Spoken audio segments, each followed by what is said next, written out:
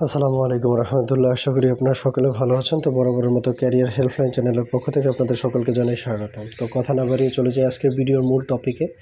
তো অনেকেই জানতে চেয়েছেন যে ভাইয়া, আমরা যারা জাতীয় বিশ্ববিদ্যালয়ের অধীনে প্রিলিমিনারি টু মাস্টার্সের অনলাইনে আবেদন করেছিলাম, আমরা যারা মেধা তালিকায় চান্স পেয়েছি এবং যারা চান্স পাইনি তাদের জন্য করণীয় কী, যদি একটু এই ব্যাপারে ধারণা দিতেন। তো আজকে এই ব্যাপারেই ধারণা দিব ইনশাআল্লাহ।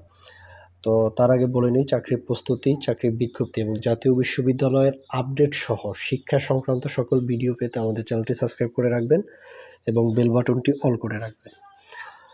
তো জাতীয় বিশ্ববিদ্যালয়ের প্রিলিমিনারি টু মাস্টার্স নিয়মিত ভর্তির মেধা তালিকা প্রকাশ হয়েছে। চান্সপ্রাপ্তদের করণীয় আগামীকাল থেকে আজকে থেকে 30 মার্চের মধ্যে সংশ্লিষ্ট কলেজে ভর্তি সম্পূর্ণ করতে হবে। সাবজেক্ট পছন্দ না হলে কি করবেন, এটাই অনেকের প্রশ্ন থাকে। তো মাইগ্রেশন অন করে রাখতে পারেন, অথবা এখন ভর্তি না হয় পরবর্তীতে রিলিজ স্লিপে আবেদন করতে পারেন। আর যারা প্রশ্ন করছেন যাদের চান্স হয়নি তারা কি করবেন, এপ্রিলে রিলিজ স্লিপে 3টি কলেজে আবেদন করার সুযোগ পাবেন।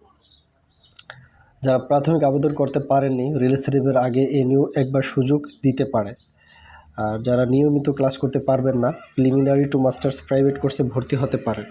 এই সার্কুলারটা সব কিছু ঠিকঠাক থাকলে এপ্রিলের শেষের দিকে অথবা মে মাসের প্রথম দিকে প্রকাশিত হতে পারে।